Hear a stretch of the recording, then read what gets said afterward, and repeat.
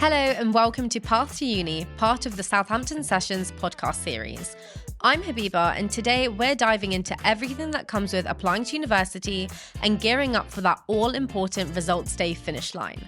We're here at the Highfield Campus studio, and this episode's all about those big questions students everywhere are asking right now. The ones that come up every year as application deadlines loom and revision kicks in.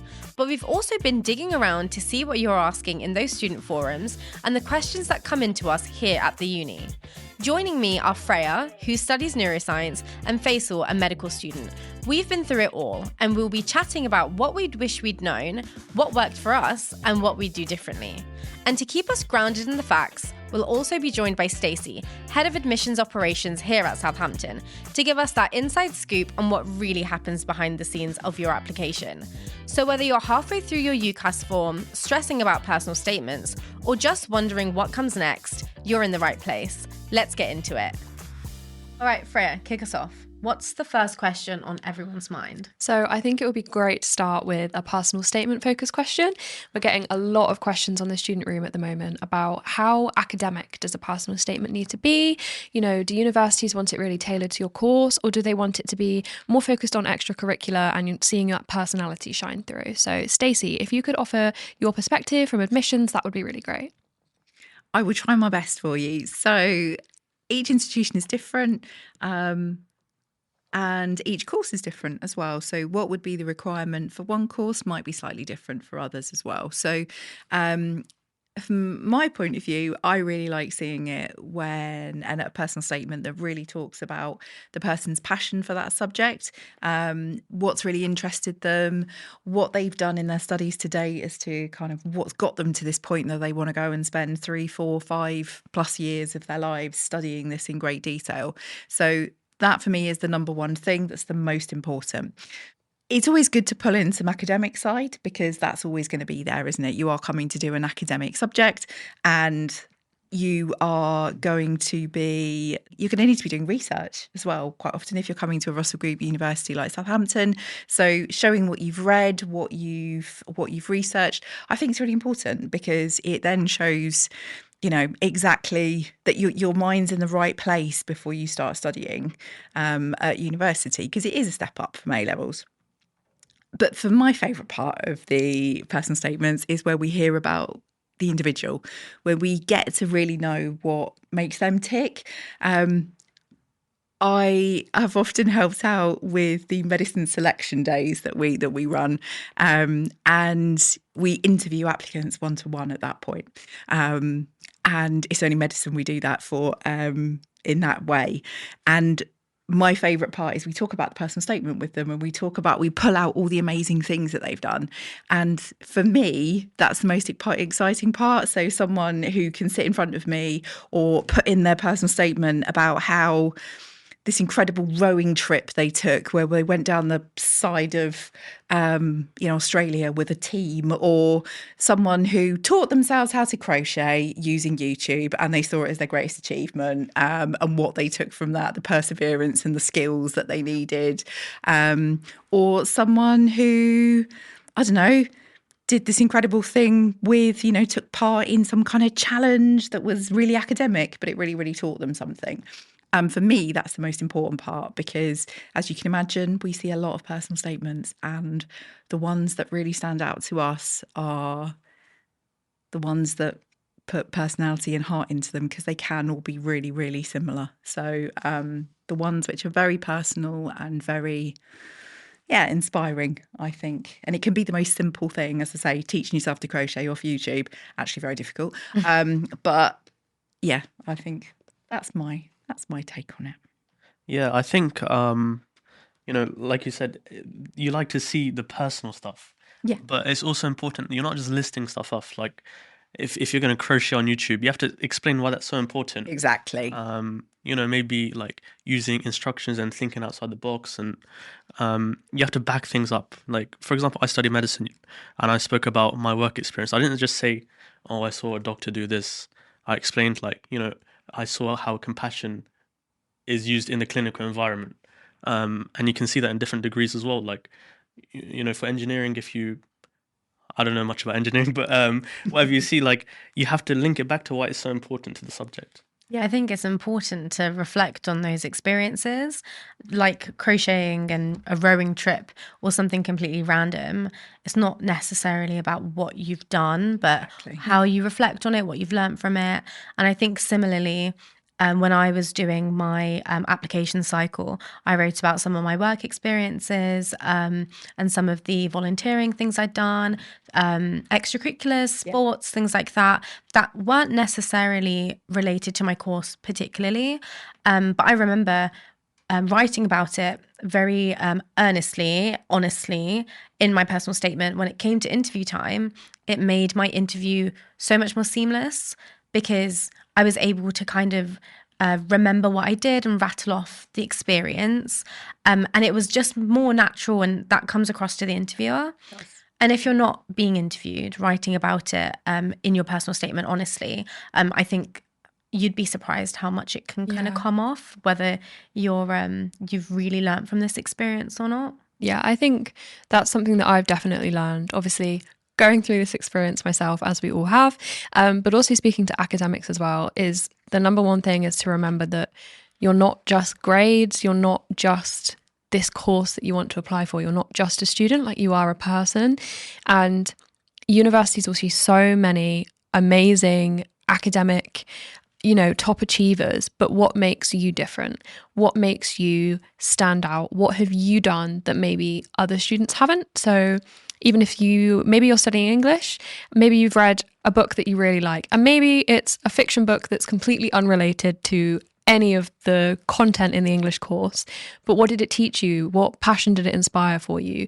What have you done that others haven't that might just give you that edge or might just make you a little bit different and show who you really are? Because they want people, they don't just want numbers. And I think that's really important to remember, to keep your identity in that process.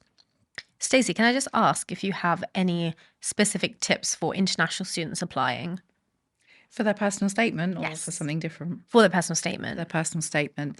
I think it's just being authentic and making sure that obviously different curriculums, it translates differently, doesn't it? So I think for an international student in terms of their personal statement, it's the same advice. We're looking for the same things. We would, approach an application from an international student in the same way we would a home student. We wouldn't look at them any differently. So for us, it's exactly what you said, just being authentic. And honestly, we read an awful lot. We read all of them. So you can tell when someone is really passionate about something and when they're just going through the motions. You really can tell when you're reading it, which is why... making sure that you've got the right subject and that you really understand what that subject is in terms of, you know what you're applying for, and being able to demonstrate that you be yourself. It's a personal statement. Yeah, it is. It's for you. It's your time to shine. Yeah, absolutely. So another technical question.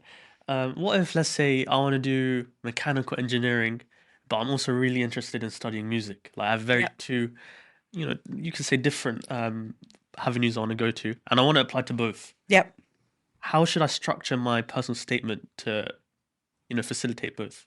Yeah, so that's a really, really good question. So the way that we would approach that, because obviously you're doing one statement to go to potentially 5 institutions, right? So, or 5 different courses. The way we would approach it would be to advise you to get in touch with the institutions that you're applying to.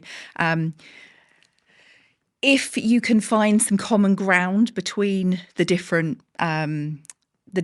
subject areas, then try and tailor the personal statement in that respect so that it does fit different things. If you find that is completely impossible, you can always supply an additional one to the institution. So we certainly get queries like that all the time from applicants. So they've written their statement for kind of, say, 3 of their courses or 4 of the courses that they've put forward for are in one realm. We would advise them to make the statement predominantly about that area. But what they can then do is we ask them to submit a slightly different, more tailored one for the other subject area, and they can supply that directly. So we wouldn't, we're absolutely fine with that, because ultimately it's quite a rigid process in that respect, isn't it? It's five potentially very different courses. So you need to be able to tailor it. I just have another question, more about structuring the personal statement, things to include. Like we've already mentioned, having some reflective elements, talking a little bit about the course that you're applying for. But what are some other things that you think is important to include in the personal statement? I think especially when you're starting a personal statement for the first time, what do you even write about? I think it's really daunting, actually. UCAS have changed the structure a bit. This is the first year we're seeing it. So it's now not one big block of text, which I guess you guys would have seen, wouldn't you? You'd have had the daunting big block of text. It's split now into 3 distinct sections. So it kind of leads you through exactly what you need to put in each box now, in terms of like content. These are they ask you specific questions, but I would say what things would you include? I don't know exactly everything we've said, really. I don't think there's anything more than that. I think this is the problem with a personal statement. I think that schools and colleges, quite rightly, put a lot of pressure, quite rightly, they put a lot of pressure on students to make sure that their personal statement is absolutely the most amazing thing ever. But sometimes I think it makes people overthink it, and it puts an awful lot of pressure on people when it doesn't necessarily need to be like that. I don't know what your experience is. Well, 100%. It can be so scary. I think, especially because at this stage when you are applying, university is still this mystical place where everyone's really scary and everyone's worked there for 40 years and you think they're just judging you and they're against you, but they're really, really not. They're looking for students who have that passion, and if that is you, they want you. And honestly, I think a big piece of advice that I would give out is reach out to admissions tutors. A lot of the times these are academics, these are people you will meet on your course, and they're admissions tutors. They would not take that job if they did not want to talk to prospective students. They are more than happy to talk to you, and even if you don't get specific advice, even if you just want to know a bit more about the course structure, a little bit about things you might have in mind when you want to apply, it can just be really helpful to break that idea in your head that these are these unattainable people that you cannot get in contact with. Just knowing that they say hello, they're people, they're friendly, that can actually take that fear out of it and help making that first step a lot easier, I think. Stacey is right here. This is a real life admission person. I'm an admission. So they're not some mysterious entity behind a screen. They're very much like you and me. And I really do think that's it. We speak to so many parents and students on an open day, and we have some really open conversations where we just break down so many things that they've been told by different universities. If I don't rank you in my top 5 in this particular order, you're not going to make me an offer. And I think there's so many urban legends out there about what we do and don't do. It's most of the time it's complete nonsense. We haven't got the time to be doing all of these dark arts that people think we're doing. We haven't got time for it. So it's just not everything we do actually is very transparent. It's very criteria based and very, it's very clear cut. So there aren't any of these shady, certainly from Southampton, not any of these shady practices and misconceptions that I think are often spoken about. And we have lots of conversations, say, on open days, particularly with people thanking us for being so open and honest about our approach, which is really lovely, actually. It is useful to send emails to the admissions team and do your own research into how your personal statement is even used, because Southampton, when I was applying, they only bring it up when you're actually at the interview, whereas in other universities I don't think they even look at it. They'll judge your score based on an exam you do, and then at the interview stage. So it varies between unis. So that can even be a way that you apply to strategically as well. Yeah. So I would say do your due diligence. Have a look on the websites. Email some people and find out how your personal statement is actually used. Well, that leads me on to the next question quite nicely, actually. So just pivoting away from personal statements, I want to talk a bit more about a big question that's asked a lot. And how ambitious should you be with your uni choices? Do you go big and apply to all these dream universities, or do you not? And do you think that universities will drop grade boundaries? So I think this is the big question, isn't it? This is the biggest question at the moment. So my advice would always be apply to the universities that capture your heart, because you have got to be there and live there for 3, 4, 5 years. You are going to be fully in that environment. Ultimately, the approach that we take at Southampton is that we can only go on the predicted grades. Right. So we can use your personal statement, we can use references, but the majority of it is down to predicted grades. However, predicted grades have been set, there's many challenges around them, and they were set maybe 12 months, 9 months prior to you actually taking your exams. A lot can happen in that space of time.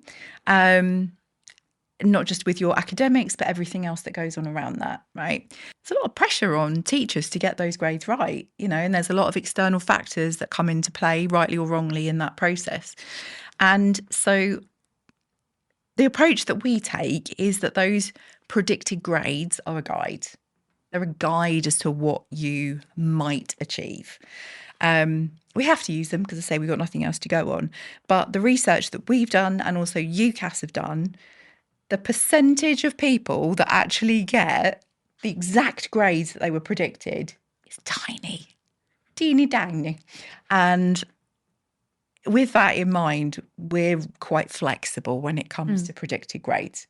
So we will, even if someone is predicted 2 grades off, for instance, what the actual offer is, the published offer is, they've still got a very good chance of getting an offer.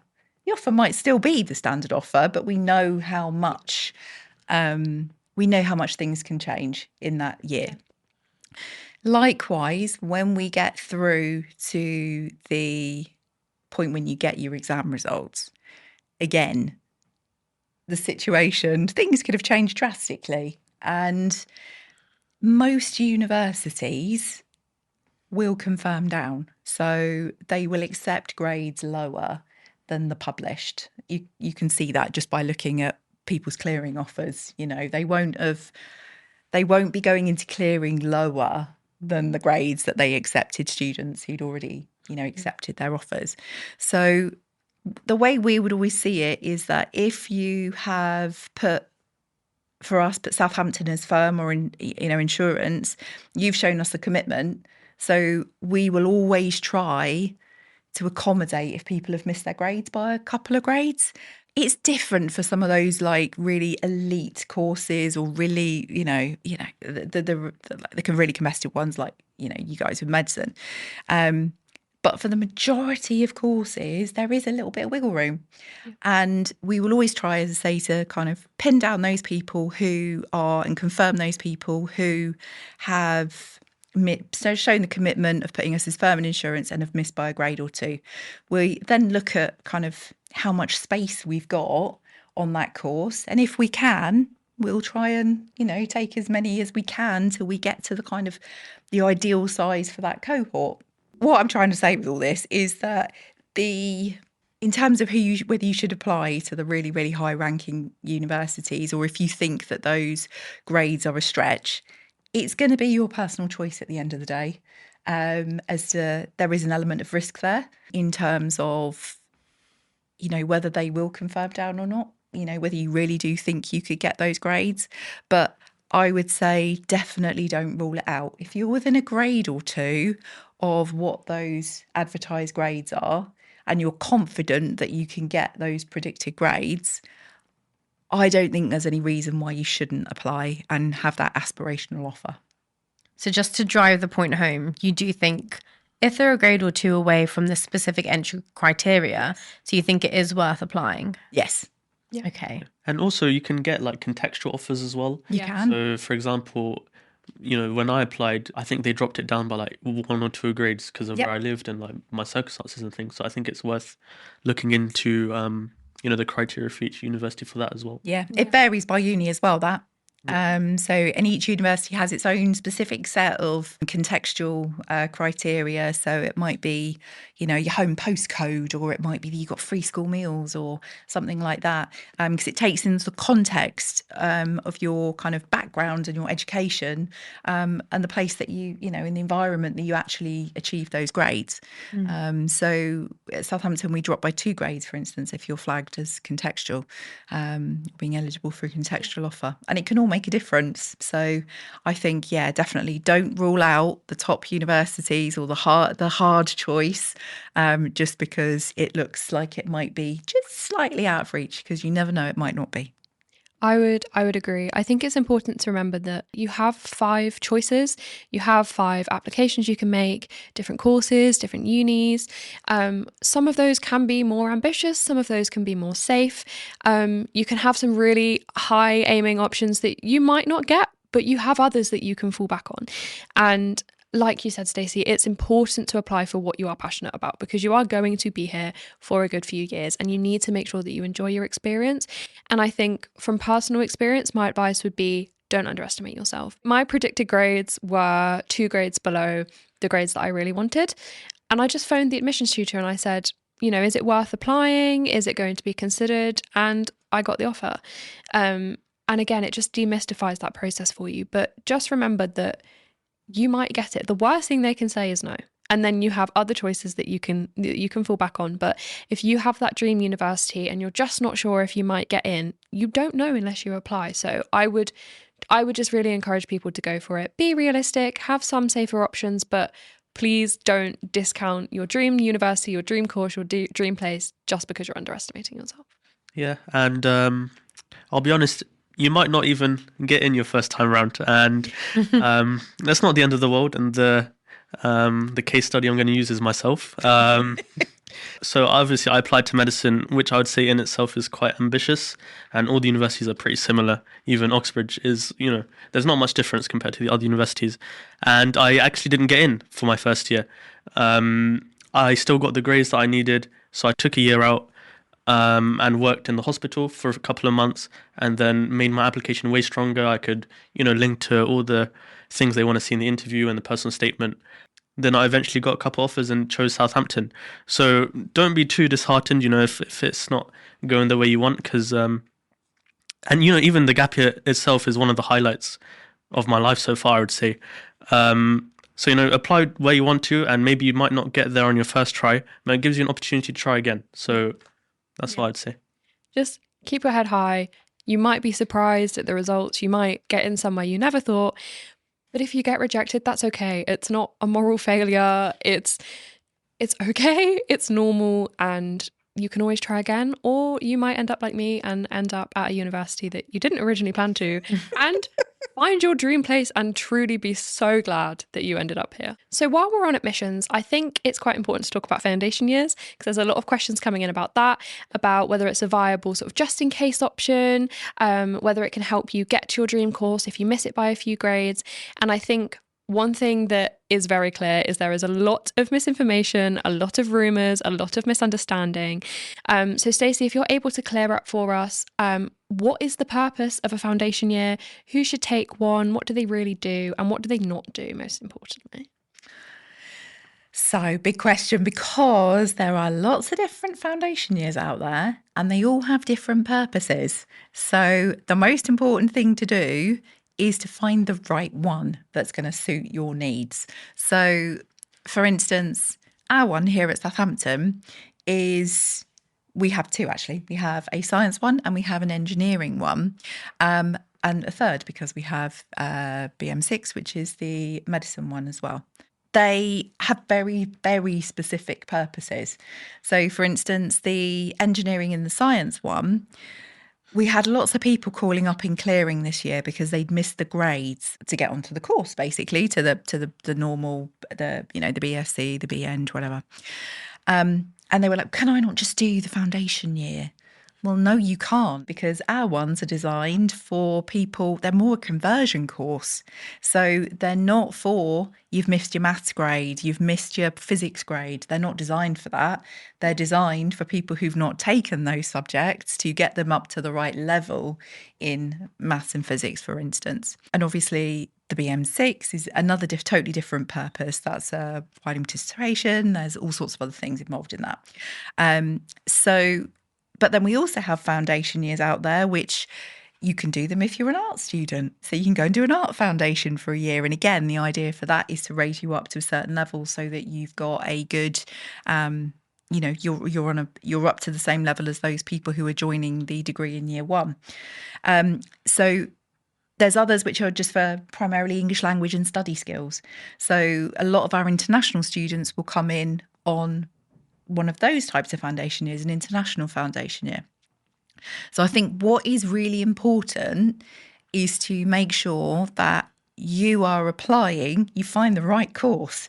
Don't pin your hopes on gaining entry via a foundation year route. If you haven't got, it's not going to get you where you want to be at the end of it, because that's the most important thing. So check that the course is going to suit your needs and it meets your requirements. Check with if it's not an automatic progression to the course that you want to move on to in the future, you need to check that, that institution is going to accept that foundation year, because we don't accept all of them. And just really make sure that it's an informed choice, because it's another year of study. It's another year of tuition fees. It's another year of your life. So you need to make sure they can be brilliant, because they can help you get to your dream institution. Yeah. They get you onto your dream course and kind of bridge that gap. But the key is to make sure, don't just assume that it's going to get you where you want to be, or that you understand what that one is, because there's so many different flavours of them, and not every university accepts every single one of them. I have a question about that. Kind of two questions. So one, I know a lot of institutions, they offer standalone foundation years or access courses. Is that something Southampton offers? And kind of the flip side, does Southampton accept external foundation years or access courses from other institutions? Yeah, so we don't offer like standalone foundations. Like, you couldn't pick up one of our foundation years and then use it to gain access to another institution, another course at another institution. But we do accept other institutions or other foundation years that are out there, particularly those international ones. Quite often international qualifications don't line up with the UK education system. So it's, for an international student, it can potentially be their only route into a UK university, because it brings them up to the level that would be required to make sure that they're kind of not disadvantaged against home students, really, in terms of their learning. So we don't accept all of them. They are assessed to make sure that the curriculum is robust and that it meets the needs, is comparable to, say, A levels, because that's what we would use to directly admit someone. But yeah, we look at it, we make sure that it's at the right level. So we don't accept all of them. But again, your point, get in touch with the admissions team. They're my team. They're lovely. They're really nice. And they're really knowledgeable and really helpful. And we can advise. So if you're thinking of taking a particular foundation year, give us a call. Say, is this one you accept? What would I need to get in it? Yeah. Simples. But it could save, that one phone call, that one email could save a whole wasted year. Yeah. You touched briefly on international qualifications. So can I just ask if you have any advice for international applicants, how they can check that their qualifications or grades are eligible, and how the transfer works? Yeah, so first thing would be to look at the website, obviously. We do have the most common international qualifications on there. It does vary by programme, and what you need, what we accept will be the same, but the specific grades, because, if you need an A in maths, for instance, there might be an additional bit that one particular subject area needs. I think it is very important to do your research, because obviously we're talking a lot about Southampton because we love it here. But if you are also looking at other universities, look at what they offer and how they might progress and what it means for them, because it might be different. Yeah. Exactly. And no university is the same with what they offer. No university is the same with how it then goes after the foundation year. So just make sure you do your research. Any institutions you are interested in, see what they offer, see how it works. Just to kind of echo that point, I was on the BM6 program at Southampton. No year is the same. So especially if you take a gap year and you're applying for the course again, you might not be eligible one year and you might be eligible the next, or vice versa. So it's definitely, I would definitely encourage you to look at the different criterias for Southampton, but for all the other universities as well. But I think that's also something that's a really positive thing. A lot of the criteria for the BM6 course at Southampton is around kind of more disadvantaged situations that might mean that somebody is not able to achieve their full potential, whether that's caring responsibilities or financial hardship, illness, being in care, etc. And I just think it's such a great opportunity. Yeah. And like you said earlier, Freya, there's so much misinformation about what foundation years are, what they're for, what they mean.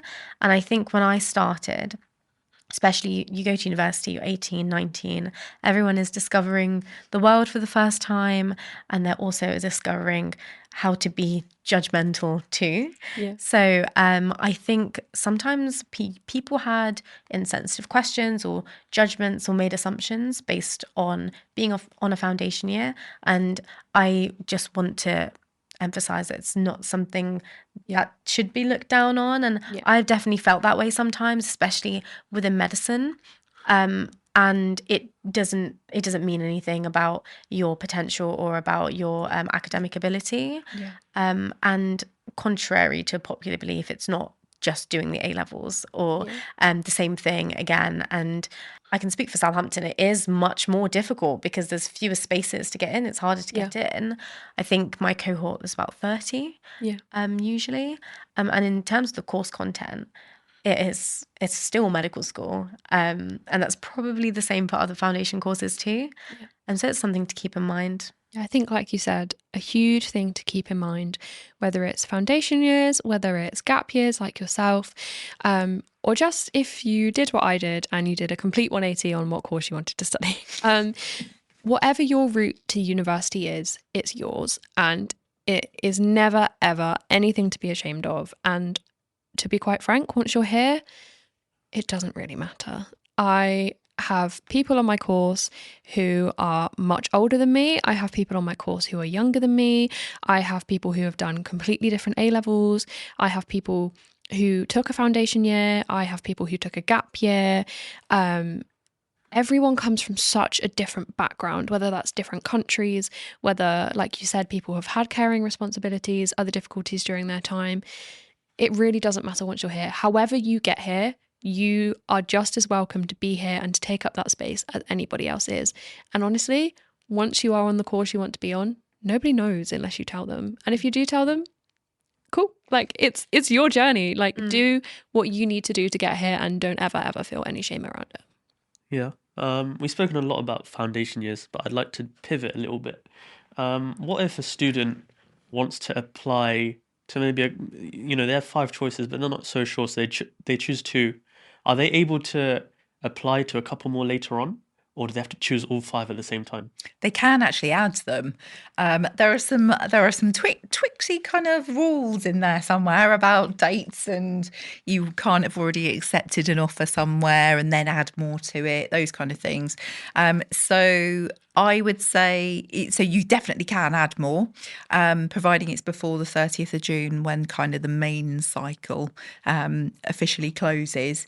But it'll all be down to specific dates that are within the UCAS cycle. So you definitely can, but the best thing to do would be to double check with UCAS when you're making, about how you add them and things like that, because that's the kind of stuff that they can support with really well. And you can make sure that way that you don't miss any key deadlines. But it's absolutely possible. because, but if it also circumstances where, like, say you were applying to Oxbridge or med school, they have got it's normally about the 15th of October deadline, which is much earlier than the rest of the cycle. So the rest of the courses, which is normally, this year they've brought it forward a bit, so it's middle of January. But obviously you can get those applications in and then you can add a couple more to it. That's not a problem. Now I want to move on to the lead up to university. So the things that a lot of the prospective students are thinking about as they approach exams, it's all getting real. University is fast approaching. It can be so exciting. I remember that feeling, but it can also be really, really daunting. Something to remember is that everybody's in the same boat and we all have different anxieties. Some of them can overlap. So I want to talk about something that comes up over and over again. And that is friendships. Lots of questions are focused around making friends, meeting new people. So I want to ask you guys, what do you think is the best way to do it? And how did you find your people? Yeah.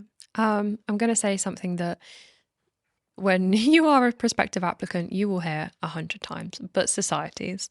We have so many here at Southampton, and at any university you go to, it will be the same. And don't just limit yourself to societies of things that you've already done. If you've played netball for 10 years, that's great. Join netball, but also join salsa, even if you've never done it before, or the baking society, or whatever it may be.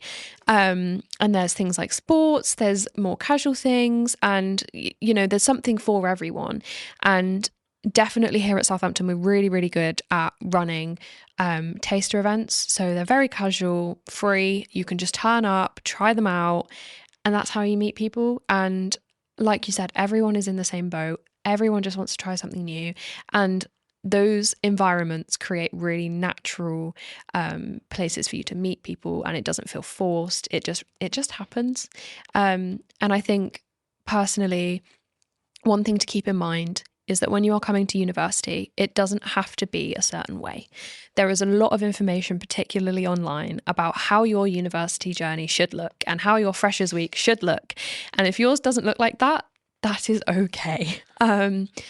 Like for me personally, I hate clubbing. I hate partying. I'm sorry to everyone that loves it, but it's just not for me. I've tried it. And I was worried coming to university that maybe I wouldn't make friends because I don't really drink. I don't like clubbing. I don't like that sort of a thing. And I was worried I'd miss out on that university experience, but I really, really haven't. You meet people in the flats that you live in. You meet people through societies. You meet people through your course. And I just think being open to talking to people is the number one thing, and then it will happen. I think a stat that kind of is stuck in my mind ever since I heard it was that at Southampton University, there's around 30,000 students at a given time. And I just think you might be super unique and different, but in a pool of 30,000 people, I'm sure you'll find 1 or 2, 5 or 10 people similar to you, similar background, experience, hobbies, things like that. Yeah. And I find it so interesting that you said that, you don't go clubbing, you don't really drink, you don't like that environment. But I hear that so many times from my friends or people I meet or new students, and they all have the same fear. And I think you should all link up with each other and there's so many. So, and I think that goes for a lot of the different anxieties. Exactly. Yeah. So there are, like you said, the clubs and societies. But I think even within your course, you'll just meet people. Yeah. Everyone's in the same boat. Everybody, realistically, nobody really comes to university with an entourage from back home. No. So everyone is trying to make friends. You'll be stood at the bus stop or in the line at the student union, and you'll just kind of get chatting. Yeah. And I think that's one thing that might be daunting, especially for students who are a bit more introverted. But I would like to say, don't put your pressure on yourself. That's not what comes naturally to you. Yeah. Maybe an extrovert will come and pick you up along the way. You never know. So it is natural to be nervous about it, but don't let it consume you. But honestly, don't be influenced by what you see everywhere else. People post their highlights of uni, and you might get here in your first week and it feels like everybody else around you has immediately found a million people that they are best friends with, and it can feel like what have I done wrong? You know, it will happen. I promise you it will happen. And it doesn't have to happen straight away, but you will find people. And like you said, it's in the most random moments. And there are so many places on campus. And we're really great at that here at Southampton, is that we want people to meet each other. We want people to be comfortable. So we have a personal academic tutor system where every undergraduate has a member of academic staff that is their personal tutor, and they are someone you can turn to throughout your course. But more importantly, it's a small group of other people doing similar courses to you that are also in that tutor group. So when you first get here, if all else fails, which it won't, you have that tight-knit group of people who are in the same position as you that you spend time with and you get to know really well. And I'm still really, really close friends with the people in my PAC group now, and I can turn to them for anything, and it's great. Yeah, and I think another angle is, a lot of people say, like for me, I actually am a home student, so I live at home with my parents. I've grown up in Southampton, and a lot of people were telling me like, oh, if you don't live in accommodation, it's going to be really hard to make friends. But that's not the case. You just have to make use of what opportunities you have. So, I went to like as many events in Fresh as I could related to the societies that I was interested in. And, a lot of the people that I met there are very good friends of mine now. And, in lectures as well, there's, for medicine, there's like 250 people in one room. You're going to get on with at least a couple of them. So, at the end or before the lecture starts, just have a chat, where are you from? What A-levels did you do? The cheesy questions, but it's a way to start a conversation. So don't be afraid to ask those cheesy questions. So my biggest advice is just try and get stuck into things. Because even if you're not interested in like, I don't know, like a sports society, you don't really care that much about the sport. What's important is the people you meet. Yeah. And these sports societies, the people that run them, one of their goals is to make sure that people are enjoying it, meeting different people. For example, I'm president of a society right now. We do a lot of different stuff, but one of our main goals is our people, interacting with others, our people attending, having fun. So, we spoke about societies earlier, but just try and make use of the opportunities you have, whether that's societies, lectures, just even in the library as well, just seeing people walk past. Just try your best to speak to people and don't be afraid. Like you said, don't be afraid is probably, if there's one thing you take, don't be afraid. Don't be afraid to talk to people. Don't be afraid to try new things. I tried tap dance recently. Terrible at it. It was great fun though. And just don't be afraid to keep an open mind as well. University will introduce you to people that you never would have met otherwise, who might be quite different to you, but actually surprisingly will end up being some of your closest friends. And equally, you'll find people that are weirdly similar to you as well. And there's something for everyone, like talking about societies, there are socials where if you love partying and you love that sort of thing, they're there. If you want a sober social and you want to go bowling or you want to go paintballing instead, they exist. And then within the uni, there are so many spaces where you can just go and sort of casually, not awkwardly meet people. And it does just happen. It really does just happen. I've made some good friends over the years just by they happen to be sat beside me in the library or in the study space in Building 100. I'm literally thinking about like 3 or 4 of my friends I met just from doing that in my second year, in my third year. Like you said, it doesn't have to happen immediately. It doesn't even need to happen in your first year. Yeah. I've made friends as recently as a couple months ago. Yeah. And I'm in my 5th year. I've been here for a long time. So, I mean, not everybody's, and I don't think anybody's university friendships and experience is straight and narrow all the time. And if it looks like it's coming easy to some people, it probably isn't. Yeah. And like you said, people post their highlights, post their massive friend groups, but everything is not what it seems most of the time.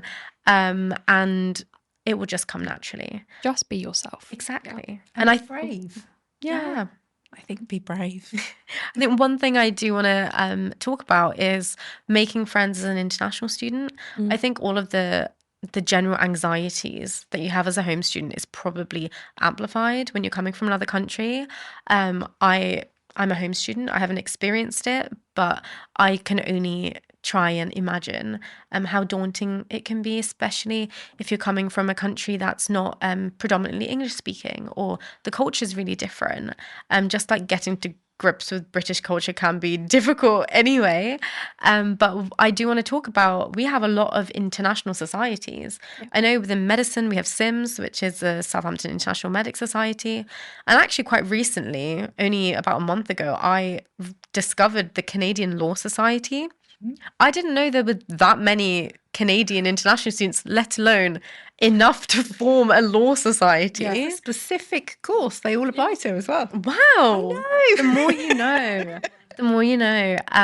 We are an international university. I think there's like a campus in Malaysia. Yeah. Is it in Malaysia? India. In India, lots of international campuses. I know, like within medicine, there's the BMEU, which are the students who come from Germany. There's the BMIT, the students who come from Malaysia. So there's a lot of scope for accommodating international students at Southampton. So don't fear, you won't be the only one. And they run lots of events aimed at international students because, again, there's this idea out there that university is this big, scary place that wants to set you up to fail and doesn't want to let you in. But that's not true. And they have seen so many students come in through the years in exactly the same position that you are in now. And they really want to set you up for success. So there are so many events, whether that's events in your halls, events on campus, events in your course, no matter what course that is that you do. There will be something like, there are free toasties in the Faith and Reflection Centre on campus, which is great to go to. Free food, free conversation, and it can just really help you gel. And it's small casual things like that can really make your university experience, I think. Wow, I didn't know that. I'm going to go for a toasty. Yeah. So I have some questions around once you are here and that big switch between college, sixth form to university life. How do you adjust to that? Things like, how do you stay focused and motivated when it is so different to what you know? And just how do you get used to such a different environment?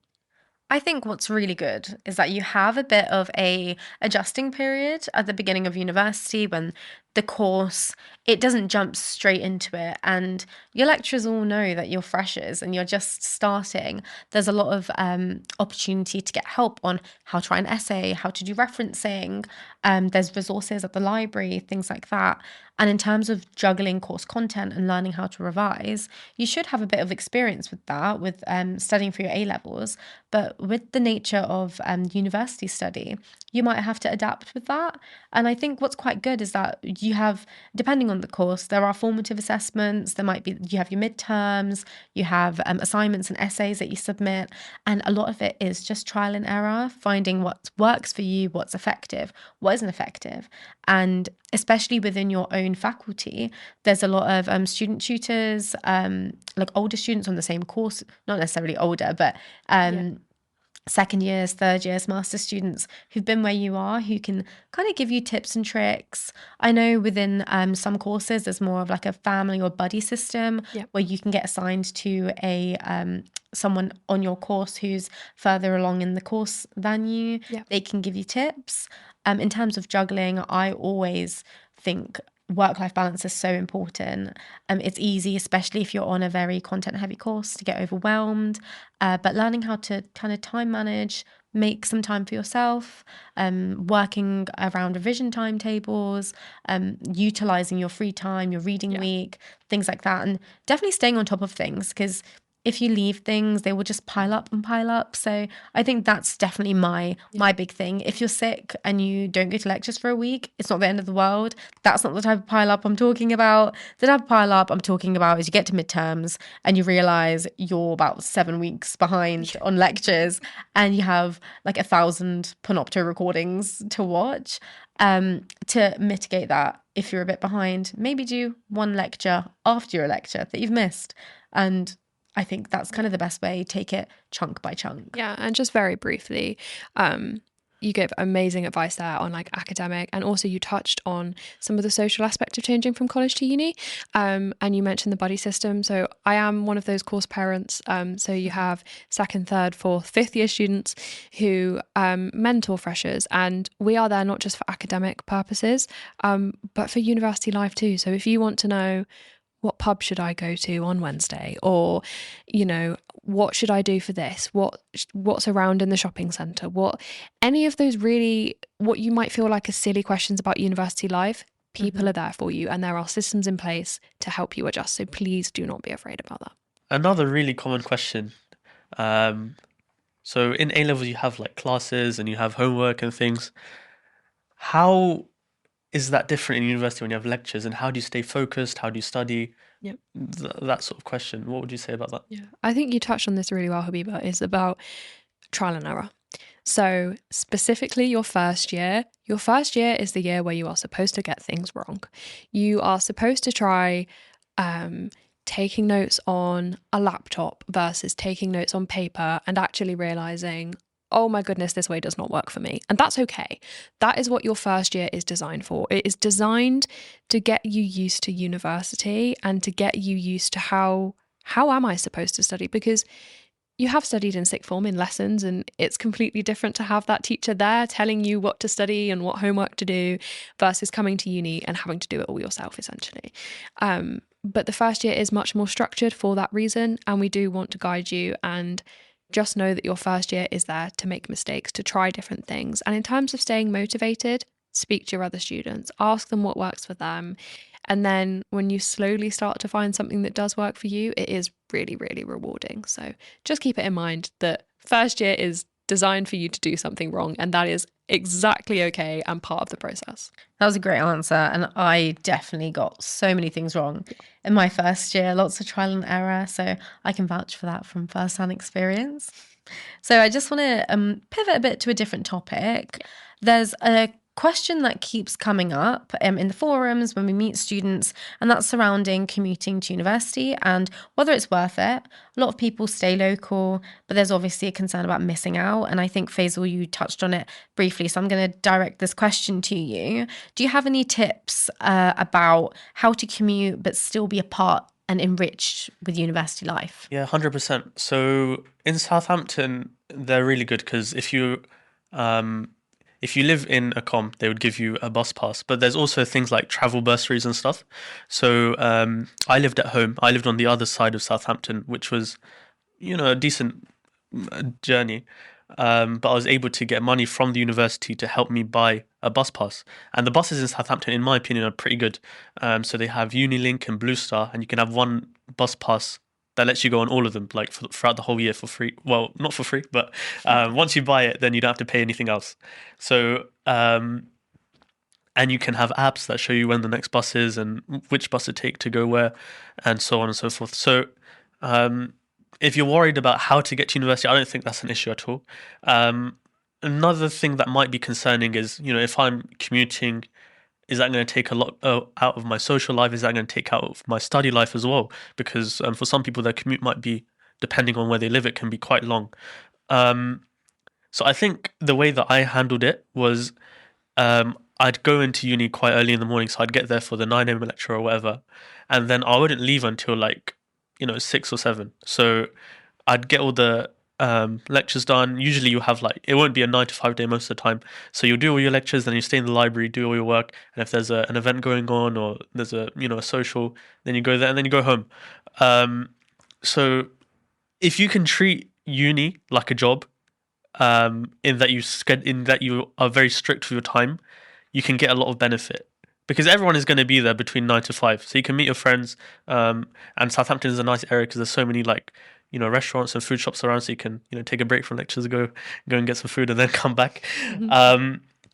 So I wouldn't worry too much if you are commuting, because once you're at uni, everything's there, and getting to uni, you can get a lot of help with that as well. So that's all we have time for here today. Thank you, Freya, Stacey and Faisal, for your time today, for answering all of the questions. You guys have given great answers. Thank you. Thank you. Thank you. It was great.